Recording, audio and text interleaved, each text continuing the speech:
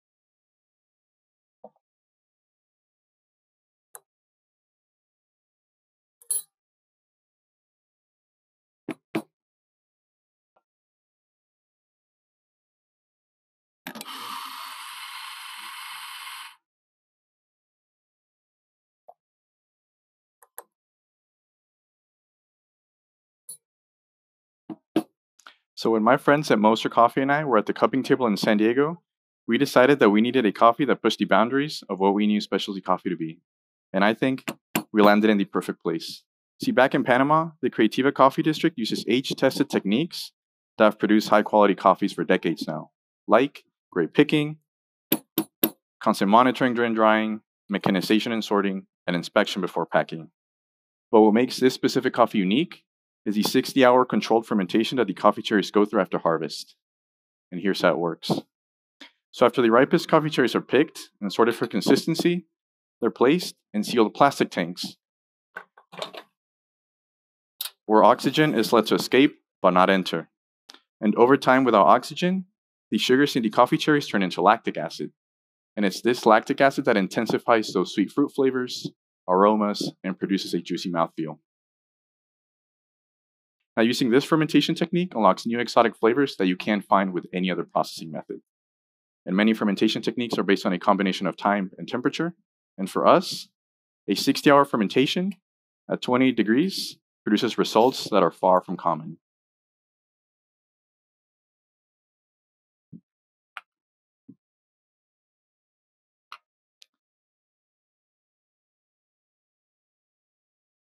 Now, to get the absolute best out of the static cherry, our roaster John, using a stronghold roaster, was able to maximize the development and complexity of the static cherry in just over 9 minutes.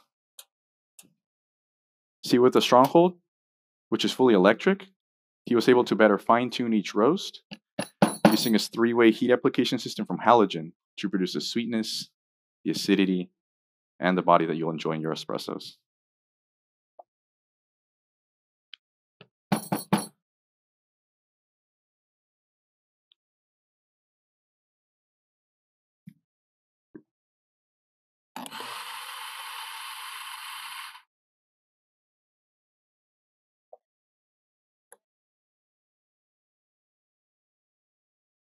So here, I'm using a dose and yield of 17.7 to 35 grams. With this 2-to-1 ratio, I'm able to best marry the best flavors of the static cherry while creating a crisp acidity and balancing all of the amazing characteristics that the static cherry has to offer, just like John did during roasting.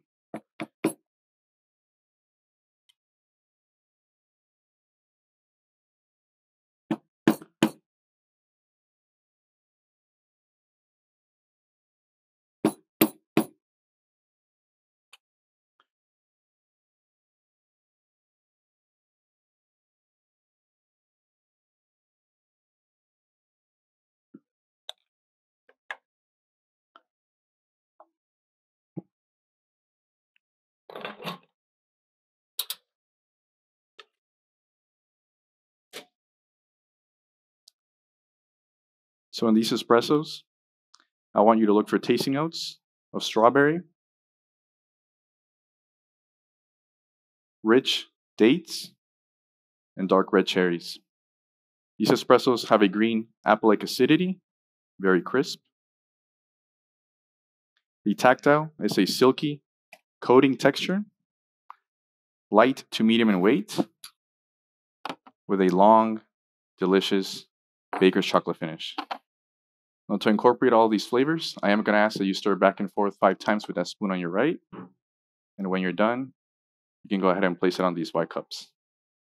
There you are. There you are. There you are. Enjoy. Put your hands together for Adrian's espresso.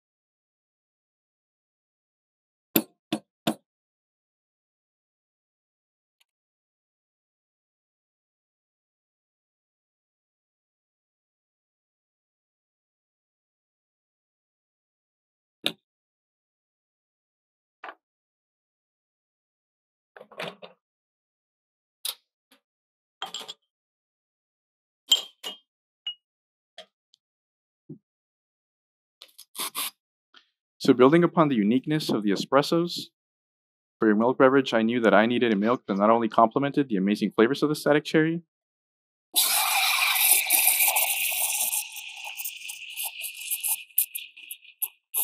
but at the same time created new flavors that took it to the next level. So I'm using organic whole milk that I've frozen and let thaw out for 16 hours.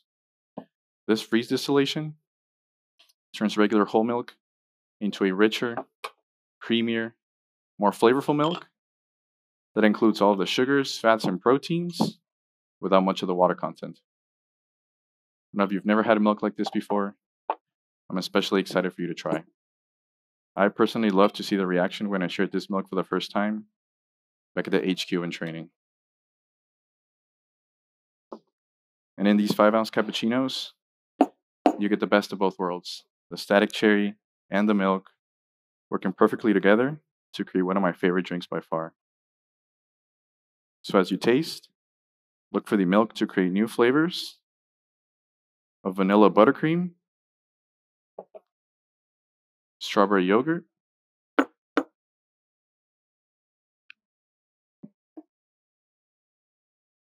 and melted butter. The texture is creamy with a medium weight and a soft vanilla finish.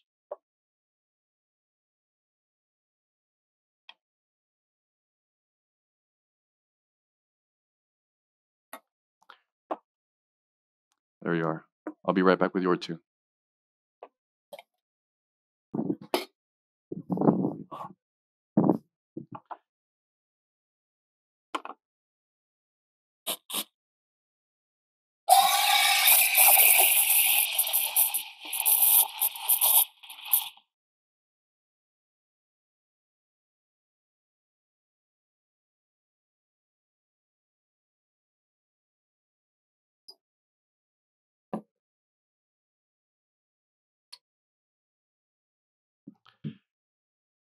Now, I'd like to take the time now to take a step back and appreciate how we all got here.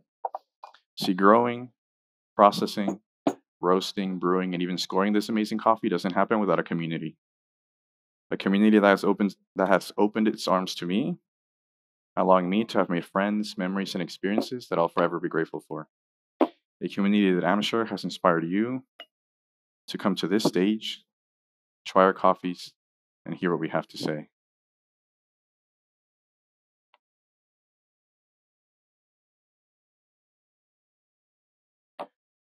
All right.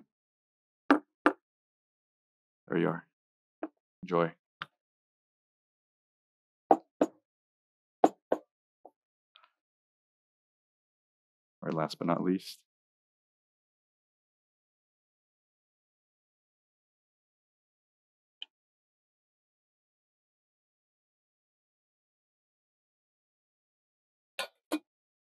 There you are. Enjoy. Be right back with the signature beverage.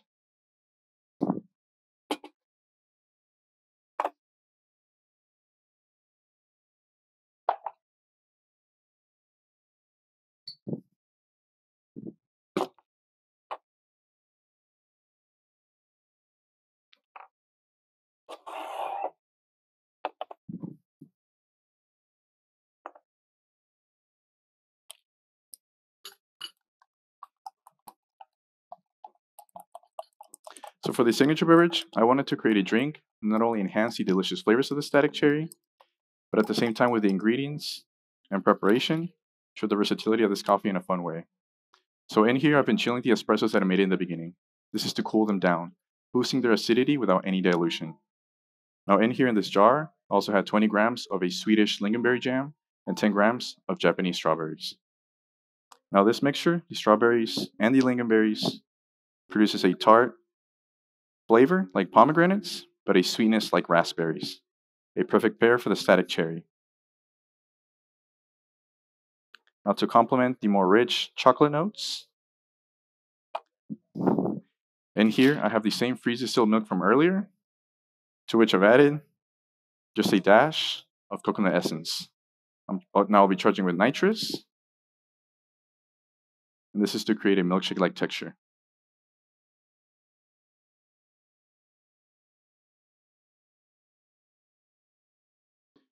Now the coconut adds a rich but delicate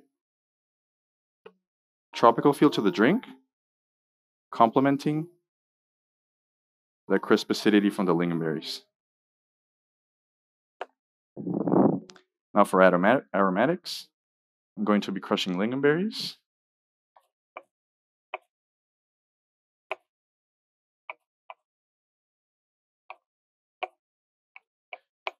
and toasting them right on top of the drink.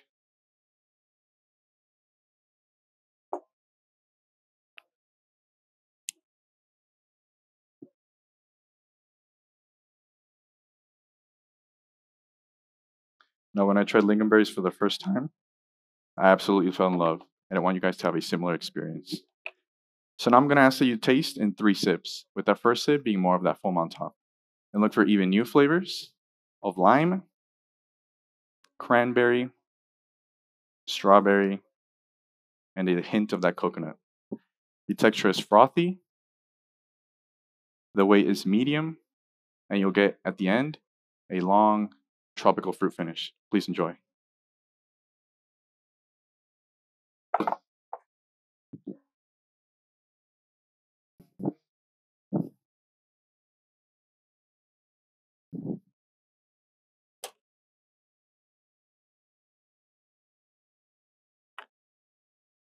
Now, before I go, I'd like to leave you with this.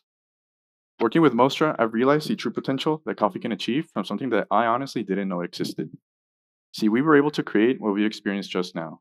This is what coffee can be when quality, innovation, and community all revolve around one amazing coffee. Now, it was amazing meeting you all today. I hope that you enjoyed the coffee as much as we did. Thank you. Time. Adrian Gomez, Mostra Coffee, San Diego, California. Come on down, buddy. How was that for you? It was cool. Very fun.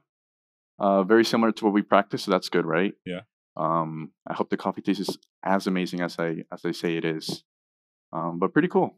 Did you work in a cocktail bar before? No. No. Are you talking about this? Yeah, I mean the way you shook that canister, the way the drink looks, that drink looks amazing. Yeah. Was there a lot of time that went into that drink, or? Well, when I say that we at Mostra created the experience, it really was like a whole team effort. Mike actually gave me the idea to kind of deconstruct the drink and serve it in a different way, Right on. because we agreed that serving a brown liquid is not the most appetizing thing, and it's hard not to, right? It's hard to make brown liquid look appetizing. So we decided to do a little bit with the preparation. It tastes just as the same as if you put everything in, shake it, pour it out, but it's just a little bit of attention to detail. And like you said, it's pretty cool that you think that I worked at a cocktail bar, but it was a lot of work. Everyone at Mostra's here, everyone there, insane to work with them these past couple weeks and getting the coffee roasted. John knows what he's doing with the roast. Everyone there, but we'll see. Yeah. Anything? Do you have any shout outs? Yeah, so shout out first and foremost my dad. He is the reason that we are here. Back in the day, we knew that this was where we wanted to get to, but we just didn't know how to do it. Everyone at Mostra, this doesn't happen without us. This was a whole team effort. So I appreciate you guys. Shout out Andy, my guy Andy. And then shout out all my chefs back in Tucson. I know they'll watch this later, but shout out to everyone here. Shout out you, Lem. Shout out the judges, everyone here, just making sure that this whole thing is a blast. Put your hands together one more time. Adrian Gomez, Mostra Coffee, San Diego, California. Great job, man. Thank you.